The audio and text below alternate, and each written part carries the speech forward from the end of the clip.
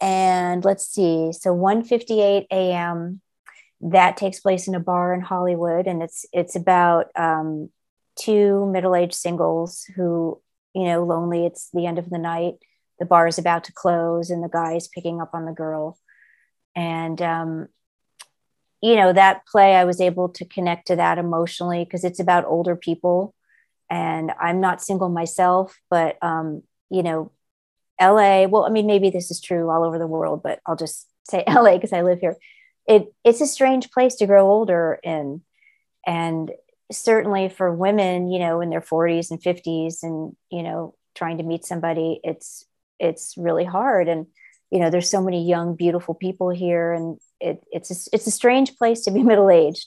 So that's kind of what that piece is about. And again, that play goes off, in a strange, very strange way. People who aren't from here, maybe they'll get a little window into what it's like to live here.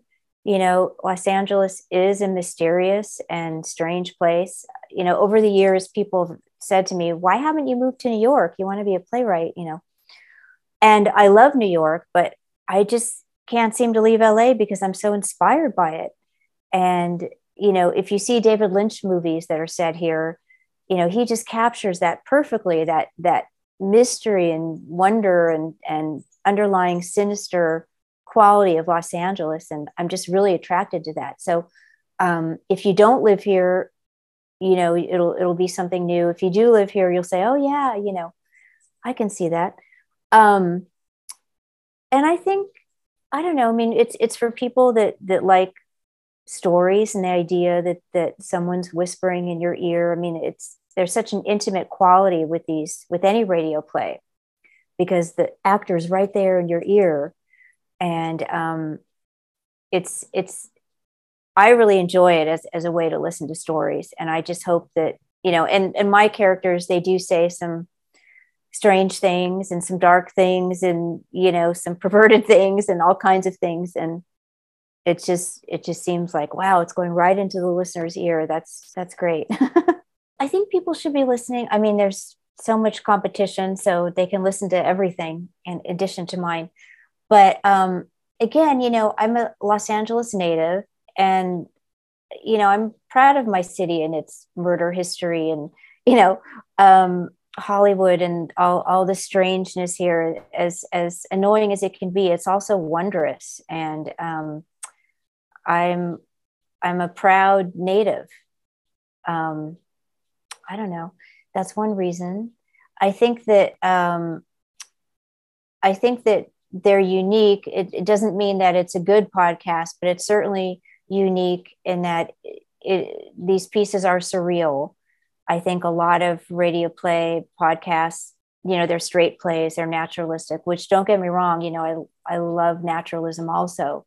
But I think these, I haven't listened to many, but what I'm doing is a little different, because these are surreal. They're either a mix of naturalism and surreal, or they're even more surreal. And I think that's unique. And I think the degree of music is unique, and just sharing my love for, like we've been talking about, music as a facet of storytelling and not just transitional. Certainly films do it all the time. In fact, if you watch a TV show, procedural or 1 hour drama, it almost always ends with the last 2 minutes. They'll do a song and they'll show you the characters doing stuff, without speaking. So it's not a new idea that, I've created. But I always seem to have more music, and these aren't musicals, but then other plays that are produced. And I think that's different. Whether or not it's worth listening to or people are interested in that, I can't say, but those are, and I guess also the plays sort of veer into the dark side of Los Angeles without being bleak. I didn't want the plays to be just, a slow boat to hell, but it is it's kind of the B side or the dark side. People come here from all over the world and they want to see celebrities and, do cool things and stuff. But, there's dark things that are interesting too. And I don't know. And that's always my interest when I visit somewhere. I want to go to the cemeteries. I want to, learn about, some interesting things about the city. So it's like I was saying, it's sort of an alternate dreamlike audio tour of Los Angeles. I try to drop a play every month and a half. I don't want these to be binged. I kind of like the idea of the episode, the play being dropped and it,